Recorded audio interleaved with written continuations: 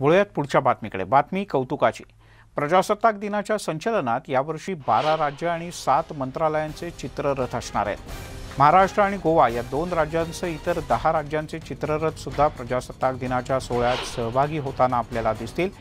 केंद्रीय संरक्षण मंत्रालयाने ही माहिती दिली आहे। राज्यांची लोकसंस्कृती तसंच वैशिष्ट्यांचं प्रतिबिंब या चित्ररथातून दिसणार आहे।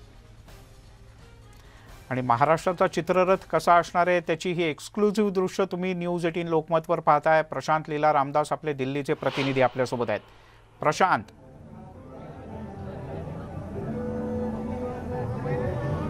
मिलिंद, जर बघितलं आपण माझ्या मागे हा चित्ररथ आहे। चित्ररथ संपूर्ण पाहायला मिळतो आपल्याला आणि या चित्ररथामध्ये हे समोर फुलपाखरू आहे। महाराष्ट्रामध्ये जे जैवविविधता आहे त्या जैवविविधता दाखवण्यासाठी एक प्रकारचा रथ तयार करण्यात आलेला आहे आणि या रथामध्ये विदर्भाचा वाघ, त्यानंतर माळठाण, पठारा, त्यानंतर वेगवेगळ्या कलरचे रंगाचे जे फुलं असतात त्या प्रकारचे ज्यांच्या संकल्पनेतून आणि ज्यांनी ह्या तयार केला असे अनेक कलाकार, जे सगळे कलाकार आहे या कलाकारांचं नेतृत्व करणारे साधं माझ्यासोबत बिभीषण चौरे साहेब आहे। चौरे साहेब, मला सांगा, खास करून किती लोक या चमूमध्ये आलेले आहेत आणि काय कल्पना आहे? या चमूमध्ये जवळजवळ 40 पेक्षा जास्त लोक आहेत।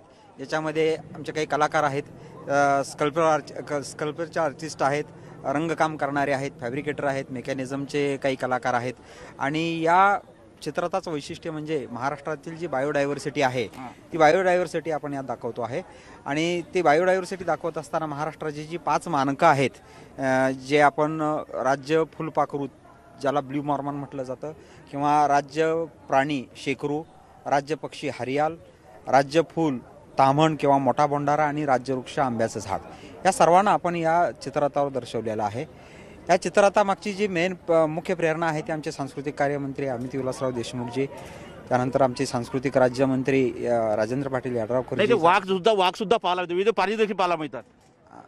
काय म्हटले? विविध प्राणी पाहायला मिळतात। विविध प्राणी पाहायला मिळतात। वाघ आहे, विदर्भातील वाघ आहे।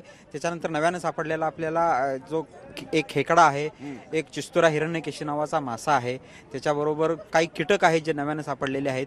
अशा 15 प्राण्यांसोबत आपल्याला या चित्ररथावर 20 ते 22 प्रकारचे वनस्पती आणि फुलंही पाहायला मिळतील। नाही, चर्चा अशी होती की पहिल्यांदा एक मोठी बातमी आली होती की नाकारल्या गेली, काही 3 प्रस्ताव होते, त्या 3 प्रस्तावापैकी 2 प्रस्ताव नाकारले गेले म्हणून। नाही, असं काही नव्हतं। आपण पहिल्यापासूनच या चित्ररथाच्या प्रक्रियेमध्ये आहोत, आपल्याला नाकारलेलं वगैरे कधीच गेलं नव्हतं। यानंतर हे कलाकार माझ्यासोबत आहेत, ज्या कलाकार या चित्ररथासोबत असणार आहेत। तुमचं नाव काय? जय हिंद, माझं नाव अमेय पाटील आहे। काय करणार आहात आपण? या चित्ररथाबरोबर आपले परफॉर्मर्स आहेत। आपण मॅस्कॉट्स यूज करतो आहोत।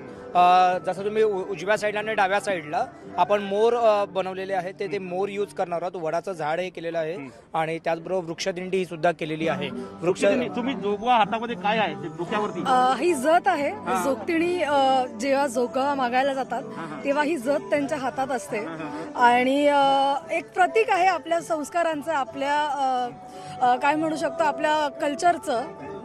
त्यामुळे ही जोगतिणीच्या हातात ही जत असते। आणि सोबतच जर बघितलं आपण ज्या पद्धतीने माहिती मिळते की हे सगळे जे कलाकार आहेत त्या कलाकारांसोबत जर बघितलं तर एक प्रकारे इथे आपण तुळजाभवानीचं रूप घेणार आहे, ते कसं असणार आहे? तुळजाभवानीचं रूप म्हणजे जोगवा आणि गोंधळ ह्याचं साकड घालून जे परफॉर्मन्स केलं होतं ते परफॉर्मन्स डान्स कॉम्पिटिशनमध्ये होतं आणि आपल्या टॅब्लोचा जो आपण पाहतो आहोत महाराष्ट्राचा हा अतिशय सुंदर चित्ररथ। महाराष्ट्रातली जैवविविधता, प्राणी पक्षी फुलं, जशी महाराष्ट्राची सांस्कृतिक विविधता आहे तशीच महाराष्ट्रामध्ये अतिशय सुंदर आणि पुरातन अशी जैवविविधता आहे आणि तीच सादर करण्याचा प्रयत्न या चित्ररथातून करण्यात आलाय।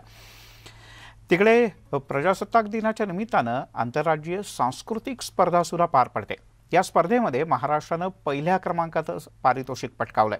याबद्दल सांस्कृतिक कार्यमंत्री अमित विलासराव देशमुख यांनी विजयी संघ आणि सांस्कृतिक कार्य विभागाचं अभिनंदन केलंय। 15 संघ या स्पर्धेत सहभागी झाले होते। महाराष्ट्रानं गोंधळ या लोककलेच्या प्रकाराचं अप्रतिम सादरीकरण केलं आणि पहिला क्रमांक पटकावला। त्यामुळे या चित्ररथाचं आणि प्रामुख्याने या स्पर्धेमध्ये विजय मिळवलेल्यांचं मनपूर्वक अभिनंदन। यासोबतच एक छोटासा ब्रेक घेऊयात। ब्रेक नंतर काही खास